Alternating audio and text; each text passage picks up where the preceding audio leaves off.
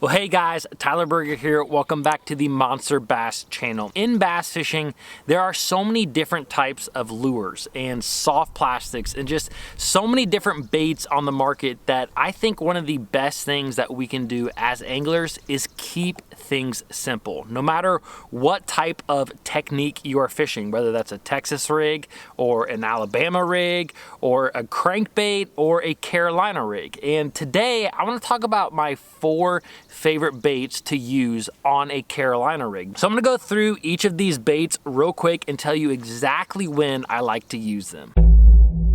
The first soft plastic that I use, I probably use this 50, 60, maybe even 70% of the time. I use this one a whole lot. Pretty much anytime I rig up a Carolina rig, this is the bait that I'm gonna throw on it. And that is some sort of crawl style bait like we got right here. One of the absolute best places to throw a Carolina rig is on a hard bottom, usually some sort of rock bottom. Whether you're fishing in the south or in the north, no matter where you are fishing, rock bottoms tend to hold a lot of bass. And the thing about a rock bottom is that they also hold crayfish or crawdads or crawfish, however you say it. So using a Carolina rig with some sort of soft plastic crawl on the back of it is, like I said, this is something that I throw a lot because I feel extremely confident that if I'm fishing rock bottom, there is crawfish close by. Now, a big thing with the Carolina rig and why it can be so effective is that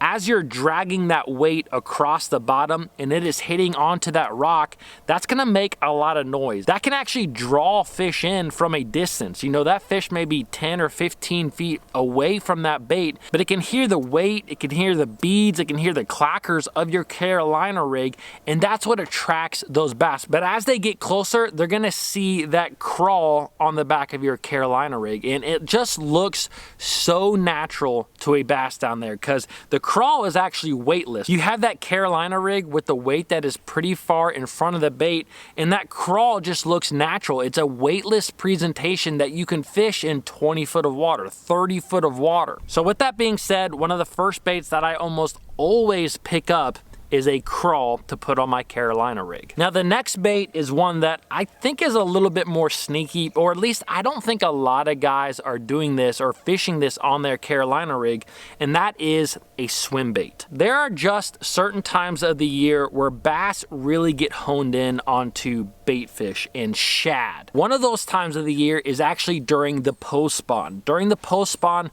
what you have happen a lot of times is you will have a shad spawn in a lot of the different lakes across the nation. And the bass will feed heavily on those shad as they are spawning. Now, with that being said, whether you are actually fishing while the shad are spawning or not, during that season, bass just really like some sort of bait fish presentation. So using a Carolina rig with a swim bait on the back of it is actually a really great choice to go out there and catch a lot of bass. Now, during the post spawn, to kind of represent a shad, there's a lot of guys that might want to pick up a crankbait, or maybe they just want to put a jig head on a swim bait and cast it out there. And yes, that can definitely work really good, but there are days, especially when you have really calm days, where a crankbait and even a swim bait on a jig head just aren't going to get a ton of bites because it's just a moving presentation. So using a Carolina rig where you can kind of drag this bait fish presentation really slow across the bottom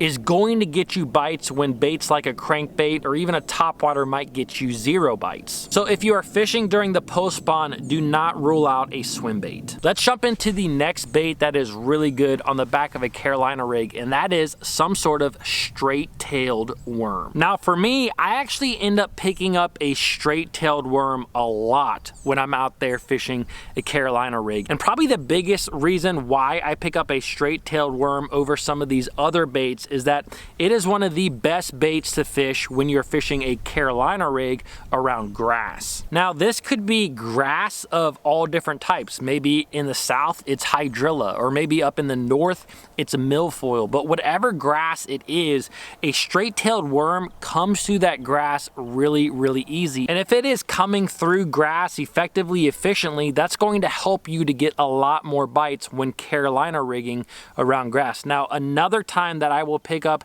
the straight-tailed worm is simply when I just can't get bit. We all have those times as fishermen where we just can't get bit. We know kind of where the fish may be, but it's very, very hard to get them to bite. And one of the best ways to get them to bite is using a straight-tailed worm. Not only do I like this straight-tailed worm on the back of a Carolina rig, but you know, on the back of a shaky head or on a Texas rig. Those are also rigs that I'm just going to pick up when I need to get a bite. So do not forget about the straight-tailed worm on the back of a Carolina rig. We are down to the fourth bait. This is the last bait, and this is one that a lot of fishermen have probably not even thought of putting on a Carolina rig, and that is a jerk bait. I know, some of you probably think I am absolutely nuts for saying this, but for those of you who have done this, you know what I'm about to say, and I don't even want to really talk about this, but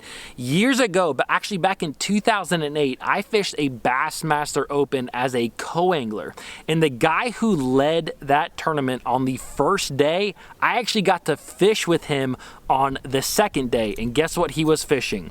He was fishing a jerk bait on the back of a Carolina rig. He was actually targeting shell beds down on the St. Johns River, and the guy caught over 25 pounds the first day on a Carolina rigged jerk bait. Now, the big thing about using a jerk bait on the back of a Carolina rig is you want to make sure you are fishing one that floats, because some jerk baits sink, some will suspend. You want one that floats up. And the way that you work this is you want to sweep your rod and then let that sit for a minute, and then sweep the rod and let it sit for a minute. And that bait down there is gonna basically dig across the bottom like a crankbait, and then it's gonna slowly rise up, and it's gonna dig across the bottom like a crankbait, and it's gonna slowly rise up. And when that bait rises up, bam, that's when those fish get it. You know, this is just something that is different. It allows you to fish a jerkbait in a lot deeper water than you normally can, and it's something that those bass may not see all the time. So that's it. Those are the top 4 baits for the back of a Carolina rig. Don't forget to subscribe to the Monster Bass channel, and we'll see you guys in the next video.